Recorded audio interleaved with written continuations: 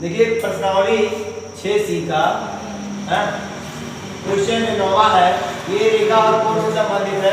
इसमें ये कह रहा है यदि दी हुई दो समांतर रेखाओं में से एक पर कोई रेखा लंब हो तो सिद्ध कीजिए कि यह दूसरी रेखा पर भी लंब होगी। तो फिगर हम क्या करते हैं, इस प्रकार बना लेते हैं। मान लेते हैं एक रेखा AB है और एक रेखा CD है। ये दोनों रेखाएं एक दूसरे के समांतर, जैसे कि क्वेश्चन में ये दिया है कि दो समांतर रेखाएं AB और CD है और इनको क्या कर रहा है, एक रेखा EF क्या कर रहा है, इन दोनों में से एक को यानी AB को बिंदु P पर काटता है। और साथ ही साथ ध्यान दिया जाए तो एक रेखा पर लंब बता रहा है। तो मतलब मान लेते हैं कि ये EF रेखा AB रेखा पर लंब है।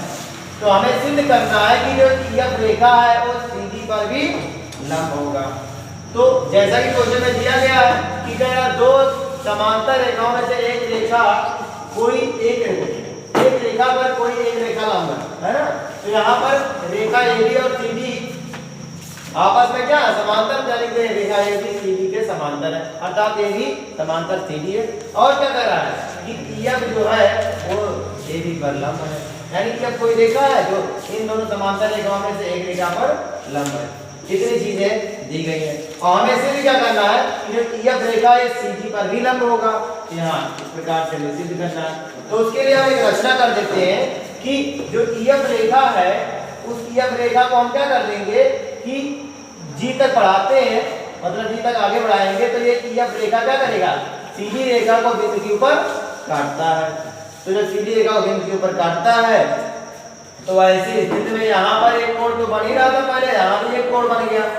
अब यहाँ पर एक चीज हम लिखते हैं, रेखा EF को G तक बढ़ाने पर यह रेखा CD को बिंदु के ऊपर काटती है।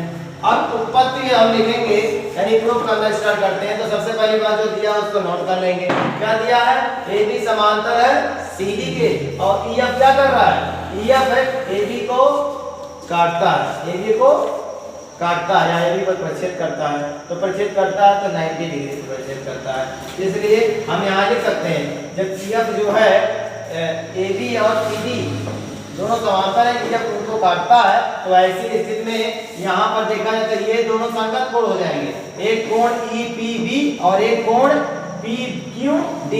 और जब दो रेखाएं समांतर और कोई रेखा काटती हो तो उनके संगत कोण आपस में बराबर होते हैं, यानी EPB बराबर हो जाएगा PQD के।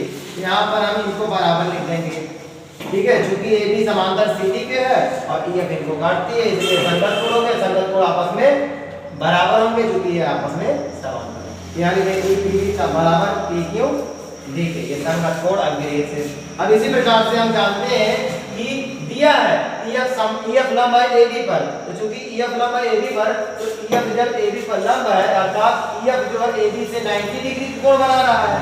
तो EF जब 90 डिग्री कोण बना रहा है AB से तो ये EPQD का मान कितना हो जाएगा, 90 डिग्री हो जाएगा। इसलिए हम कोण EPD बराबर 90 डिग्री लिखेंगे। अब समीकरण 1 यहाँ मान लिया गया, समीकरण 2। अब समीकरण 1 और समीकरण 2 की तुलना करेंगे तो देख रहे हैं समीकरण 1 और समीकरण 2 में दोनों के बाएं पक्ष बराबर है, इसलिए दाएं पक्ष भी बराबर लिखे जा सकते हैं, ठीक है। तो यहाँ पर हम PQD को 90 डिग्री के बराबर लिख सकते हैं समीकरण 1 और 2 की तुलना करके। और जब PQD बराबर 90 डिग्री हो जाएगा तो यहाँ स्पष्ट दिख रहा है कि जो बिंदु P और बिंदु Q है ये EF रेखा पर स्थित है, इसलिए EF रेखा जो है लंब होगा CD पर, क्योंकि PQ इससे 90 डिग्री कोण बना रहा है, यानी EF रेखा भी 90 डिग्री कोण बना रहा है।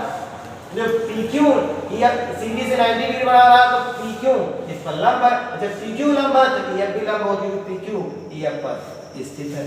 इसलिए हम क्या करते हैं, EF रेखा CD रेखा पर लंब।